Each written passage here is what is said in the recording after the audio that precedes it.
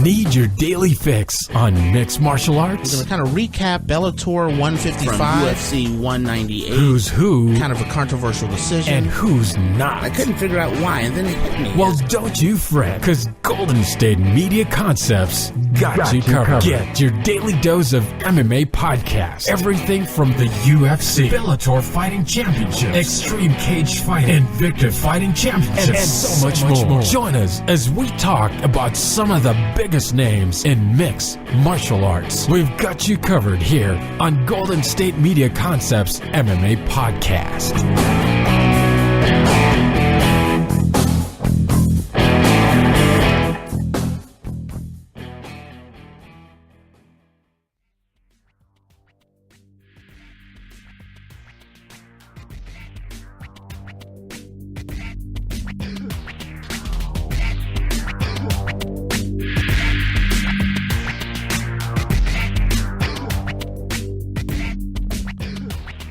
All right, now, thank you for tuning in to the Golden State Media Concepts Mixed Martial Arts Podcast. As usual, I'm your host, Tate, and today I have my favorite number two guy with me, or number one guy, that is.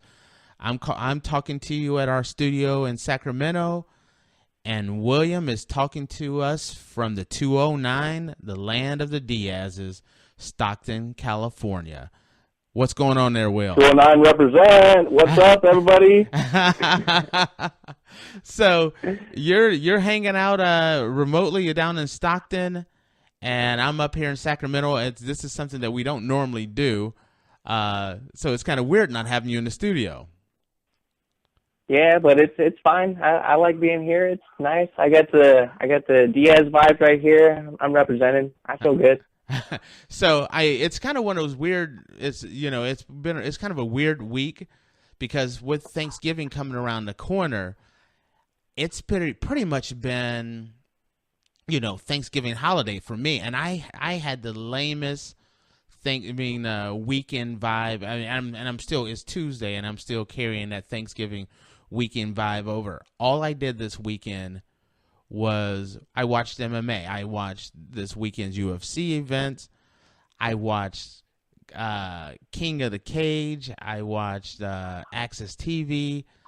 I even did a marathon and where I watched from episode 1 all the way through, meaning for this season of the Ultimate Fighter, which is actually way better than I had thought. Have you seen any of the Ultimate Fighter as of yet? I have not. Are they still doing the strawweight division? Yes, and you know what? It is excellent. I thought it was going to be completely lame. I wasn't excited about it. To me, it was a bunch of there was. I like Invicta fighters, but there was more. It was mostly Invicta fighters and fighters that I really didn't know a lot about, and it was just really impressive how the ladies. I mean, these ladies really want it. It's been done really well, and you as you're watching this thing, you're getting excited for these people. So I highly recommend you check it out, Will. I absolutely love women's MMA. I think that in a lot of their fights, if you take it pound for pound, they show a lot of heart, a lot more than I see in some of the male fights. And that was my big problem with this one. I wasn't expecting, like some of the fighters, I wasn't expecting them to be as tough as they were. I've seen most of them fight before, but it's like everything was kicked up a lot in the Ultimate Fighter house. And another thing that I thought was weird is I thought the fighters from the first round, you could see the progression as they're getting better and better. So it's doing the marathon has gotten me hooked. So I'm looking forward to seeing who actually comes out with this flyweight title now. So for me, it's tough to watch those because I think sometimes the best fighter doesn't win. It's just the one that can handle all the pressure situation.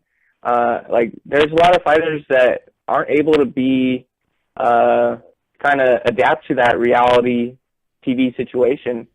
But I do like how they have fights every week, and that's fun for me to watch. That's what got me into watching the UFC, actually.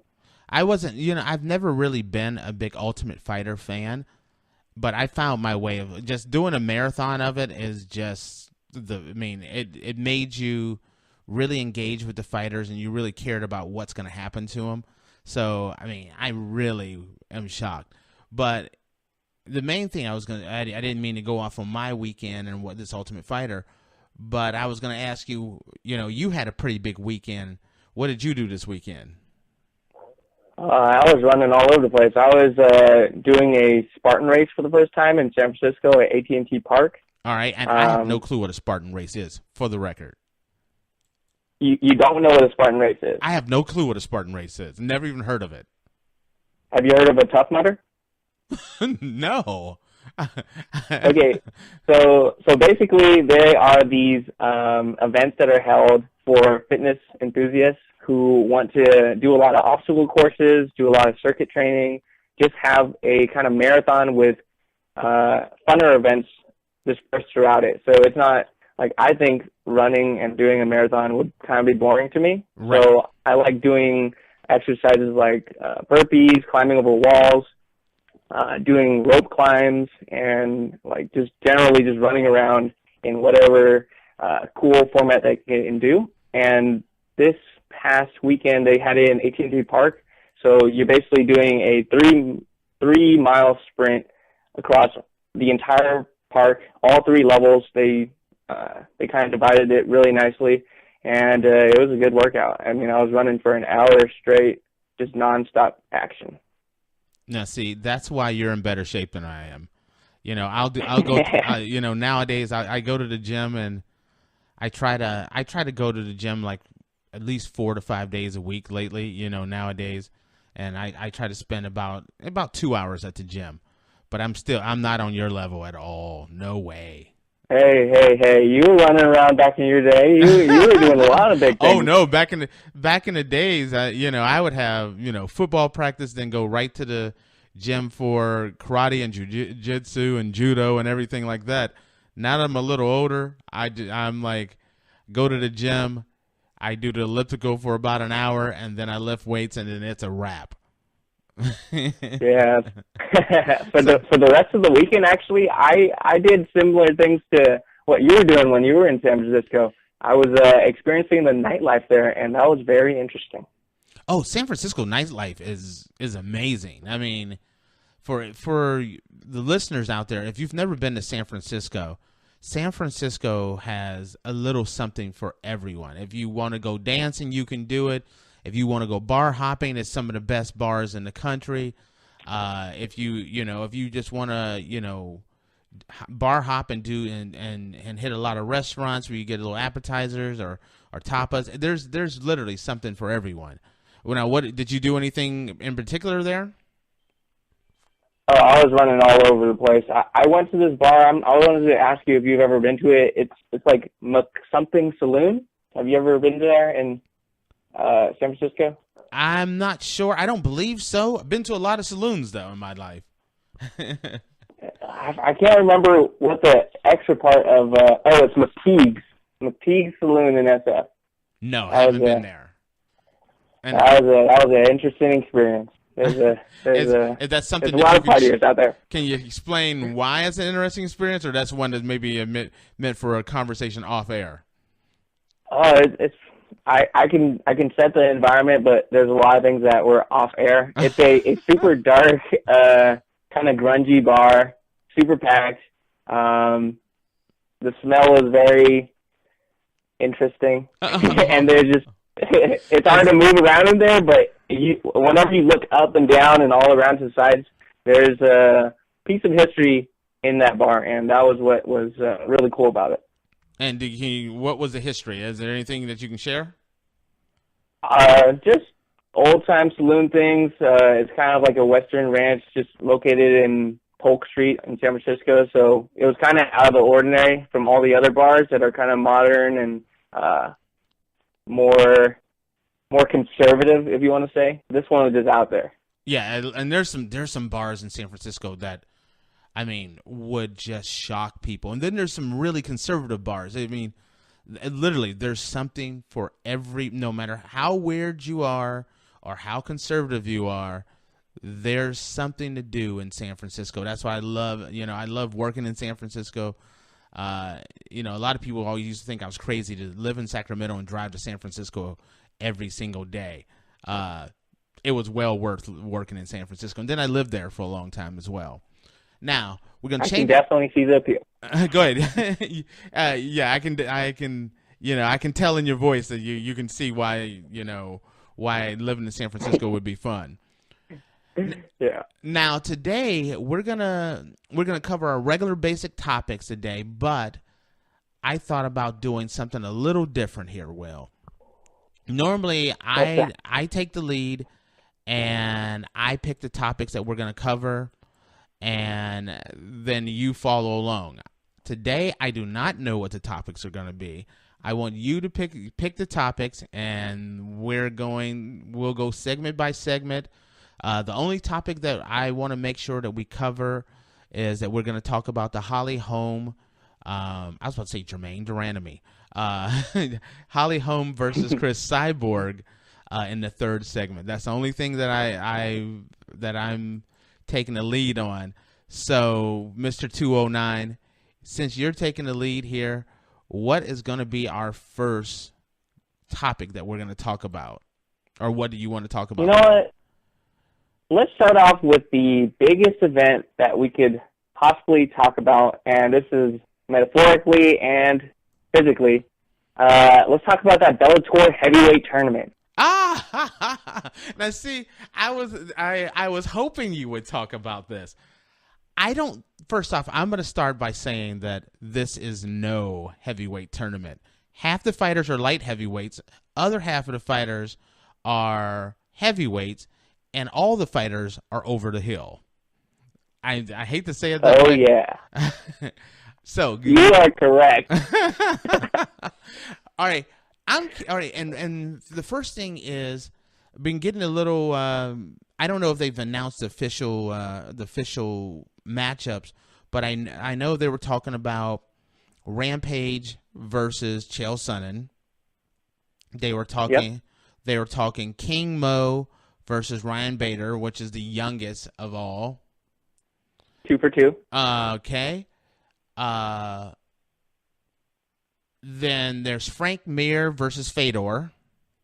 Oh, yeah, 3 for 3. One more. And then the last one is, oh, my God, the other two guys that's in there.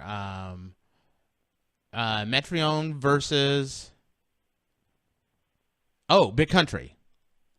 You are right. Is that officially that's going to be the card? I think so. I think they released it a few days ago. I think that's as pretty official as you can get. The one other thing that they may add is another over the hill fighter from the UFC. Who's that? Shane Carwin has been added as potentially as a alternate. So he's vying for it right now. Listen, I'm going to tell you this. When you look at this and you do a tournament and it's not the same day, I don't think anybody that we've just named is going to make it to the end. There's just going to be too many. You have too many older fighters. And I think that there's going to be some injuries, and the finals are gonna be Shane Carwin versus Bobby Lashley or something crazy like that. That's what I dig it. Dude, could you see that happening? That you could literally have no one that is listed listed for this event in the finals. I definitely could. I mean, the one fight that I have the most faith in, one of the people coming out, is that Bader Lawal fight, King Mo fight. Now, see, and and honestly, King Mo you would think would be one of the favorites because he's done it before. He's fought at heavyweight. I think King Mo was too small. When you're looking at, I gotta agree. When you look at this, I eliminate Rampage as well. Rampage has a big shot, But I watched him fight King Mo as a heavyweight, and I didn't think it was very pretty. So I eliminate him. I eliminate Big Country. Just, Big Country is going to be a big, either land a big shot. I worry about injuries with Mike Mitrione. So if I was going to pick, and this is going to shock the crap out of you, Will, if I was going to pick my winner for this tournament, Fedor. You want to know why? I'm not. This is the reason why I picked Fedor is a small heavyweight, less chance of injury. He has a lot of experience. I think of him as, if he can get past the first round, he could be dangerous. He fights Frank Mir. Frank Mir is super rusty. Hasn't fought. And how long has it been since Frank Mir has fought? Ooh, almost like 2 years now. Right. So you have a heavyweight who's rusty. I like Fedor's chance against Mitrione, moving him into the second round. Fedor has a good shot here. Am I crazy on this one? Check out the show built around the women of MMA. From the UFC to the extreme cage fighting, we got the fights covered. Listen. It's the Golden State Media Concepts Women's MMA Podcast. The latest news of upcoming fights, discussions of previous matches. Join us as we talk to and about the biggest names in women's mixed martial arts, past, present, and future. When it's the women's fight game, you know where to listen to. The Golden State Media Concepts Women's MMA Podcast.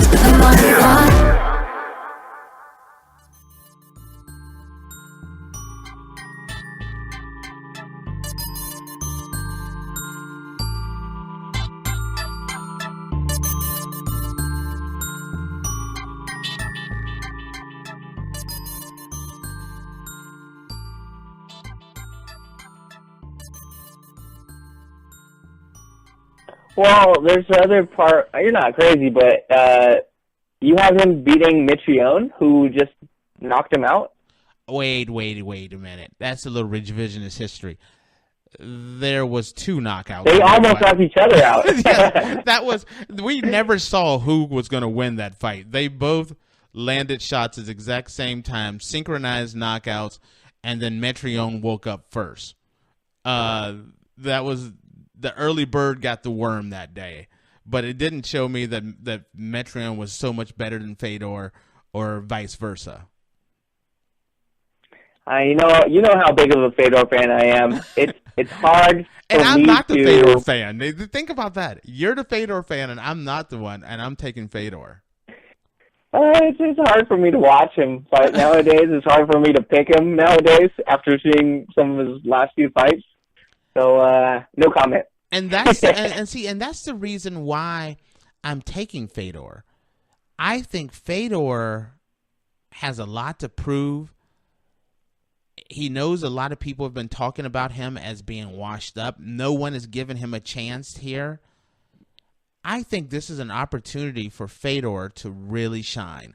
I really do like Fedor in this one.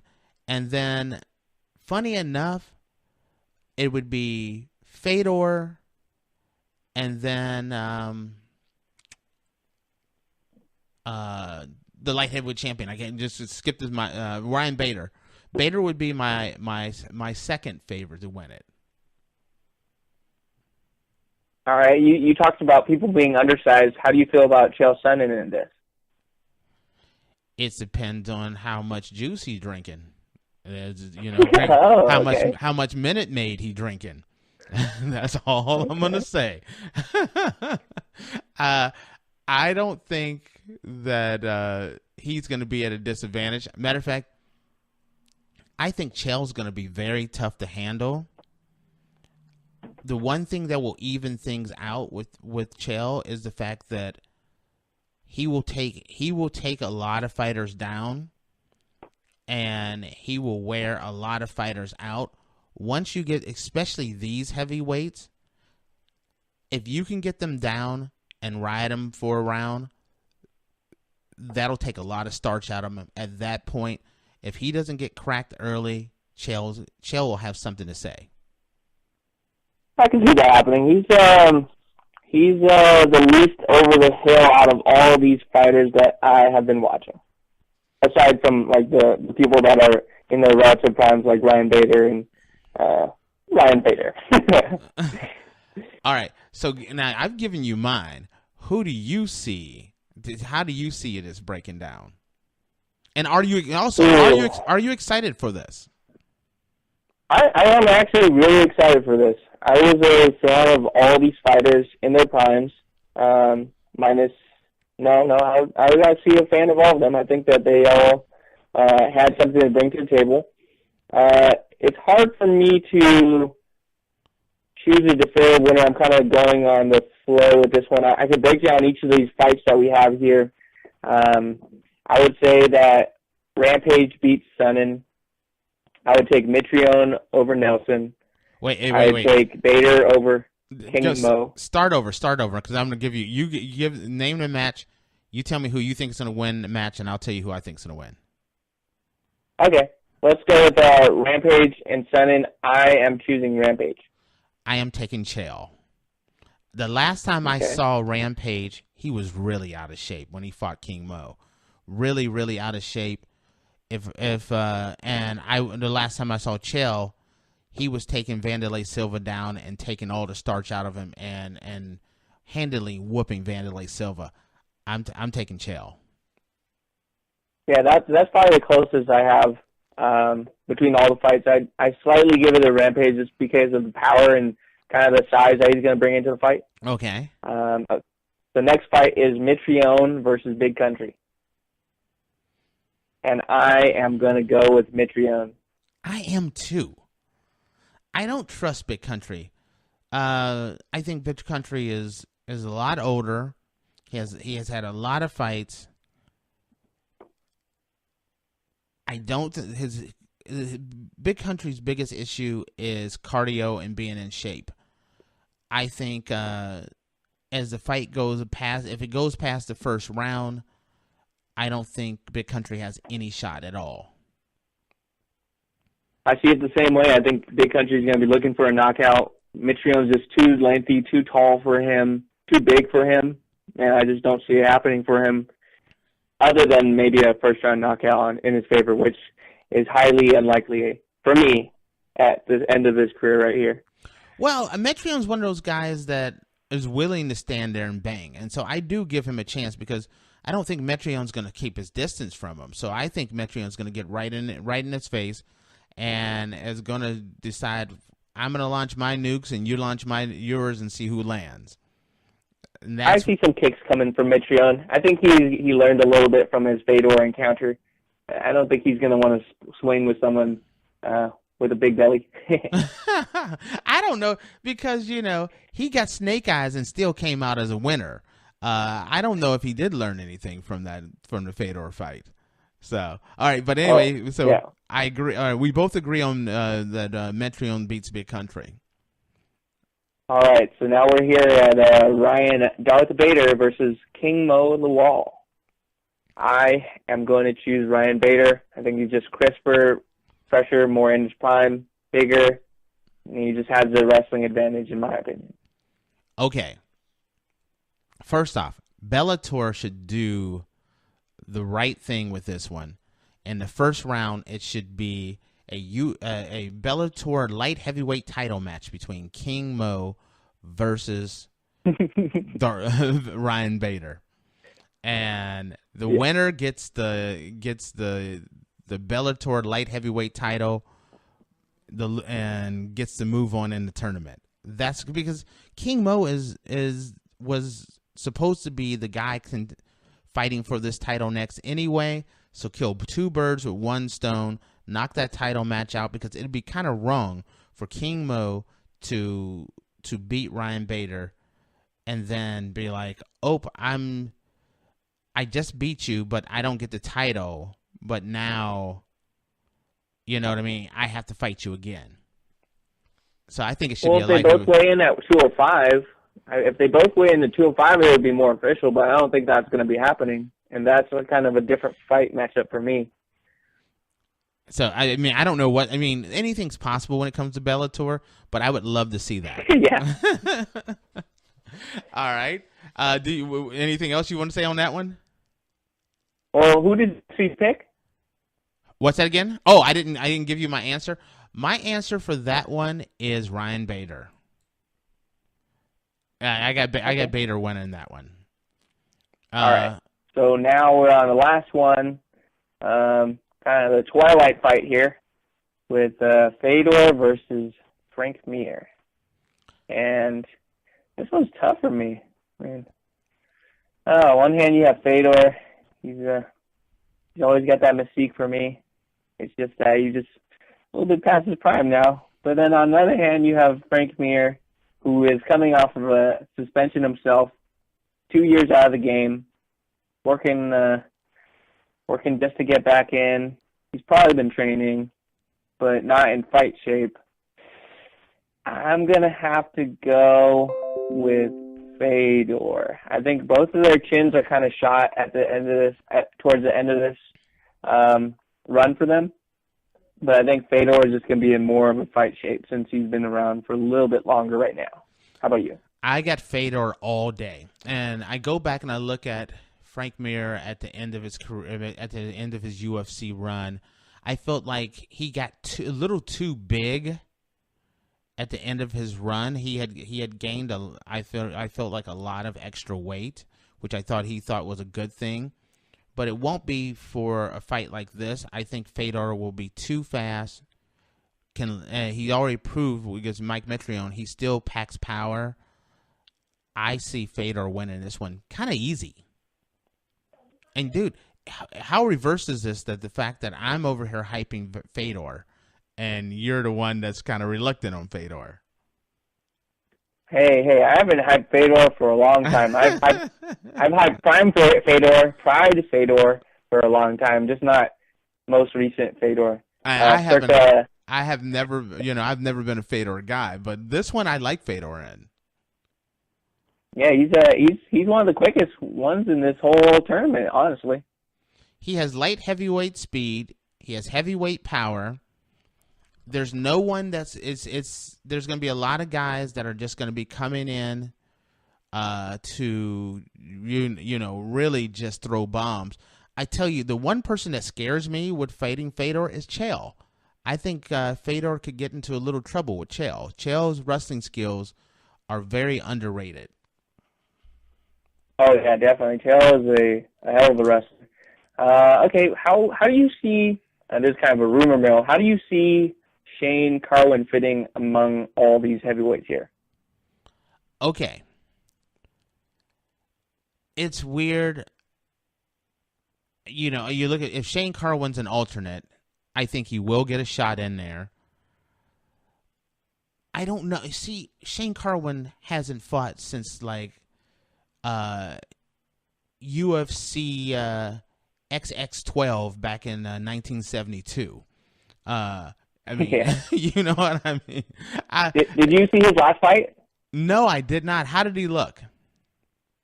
Well, it's hard to judge someone when one boxing glove has taped themselves. Wait, what was that? And the other guy. It's hard to judge how good of a fighter is when he's fighting an amateur who can use both, and they're in boxing gloves, honestly. And Shane, for that fight, he actually had I believe his right arm taped up to himself. Why? So he couldn't use it. No, that's just the gimmick. Oh, gosh. You'd have to watch it. It was very interesting. And that is why I did not watch it right there.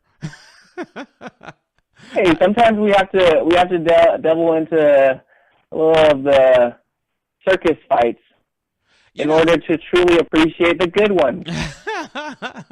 So watch a lot of, I'm not even going to say that, but you watch a lot of fights in Southeast Asia, Asian area, and you'll get the gimmicks. Yeah, I'm going to. As a matter of fact, you're gonna be in Asia in the next couple of months or so. So you'll get to see some of those live. Oh, I'm going to see a lot of Muay Thai fights. I'm going to try to do some training myself, and I'm really interested to see what they have there. I was going to ask you if you were going to do any when you're over there, if you're going to do any Muay Thai training at all. I think I will. If you can, it's an opportunity of a lifetime. I would say I would definitely recommend it. It's just a great opportunity. Now, as far as alternates go, Carwin, Bobby Lashley, Phil Davis. Those are going to be the three alternates in my. I don't have any facts on that one. That's just my guesstimate. Do you agree that if someone goes out, those are the most likely three guys that's going to be put in this tournament? Those are some of the best and biggest names that Bellator has to offer. So I would love to see that if they were alternates. Now, I just don't like the fact that one thing about tournaments I don't like is, especially a heavyweight tournament, is just like I said, the injury bug. There's too many injuries that can happen in this fight, and I just don't see anyone completing it. That's my only problem. There's even I've listened to a lot of other podcasts. There's some podcasts that are predicting that the tournament will never finish. They're only giving it like a 60% chance that the tournament actually completes with a true winner. And let me clarify this: are they all going to be fighting all at the same time? No. Are they going to be fighting all on the same night? I don't know. There's still a lot to be said. Nothing. Like the matchups and what's going to be happening. Bellator hasn't said anything. That's one of my problems with Bellator. This should have been laid out. This shouldn't have snuck out. They should have just laid it out right from the beginning, had a big giant press conference, a big media blitz, laying out the brackets, who's going to fight. Everyone's speculating. Even now, I don't even think that, it's just the fighters have been kind of leaking who they're supposed to be fighting, but I don't think Bellator has actually announced at all who's going to be against who. Yeah, there's somewhat rumors right now, but they are good matchups. I think they're going to go with them. It's just they're kind of keeping everyone in the dark, which I'm fine with. Maybe tell the fighters though. Yes, I'm looking on. I went to Bellator's website and just trying to see if there was anything. And like I said, I don't really see much of anything. Let's see events here. Do you even know when the tournament's going to start taking place? I have no idea. I'm looking for myself, and I don't see anything here. Yeah, like even on their website, there's nothing. Do you see any? I don't see anything that even puts up, when the fight's gonna be. So that's kind of always that's a big turnoff for me with Bellator when you go to okay, here it is.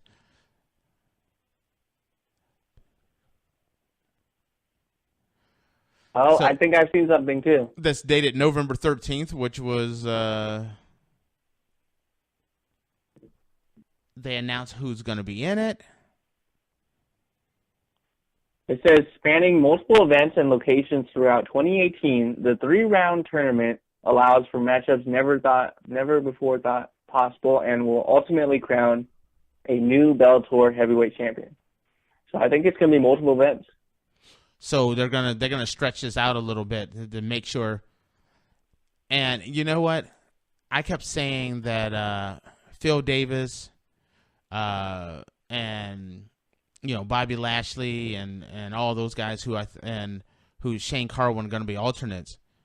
Do not repeat. Do not count out Tito Ortiz for making being an alternate in this thing as well. Yeah, I can see that too. All right, so we're going to take a break, and when we come back, you're going to let me know what our next topic is going to be. So stay tuned. Sounds good. And we will be right back. You've been listening to the Golden State Media Concepts MMA Podcast, part of the Golden State Media Concepts Podcast Network. You can find this show and others like it at www.gsmcpodcast.com. Download our podcast on iTunes, Stitcher, SoundCloud, and Google Play. Just type in GSMC to find all the shows from the Golden State Media Concepts Podcast Network. From movies to music, from sports to entertainment, and even weird news. You can also follow us on Twitter and on Facebook. Thank you, and we hope you have enjoyed today's program.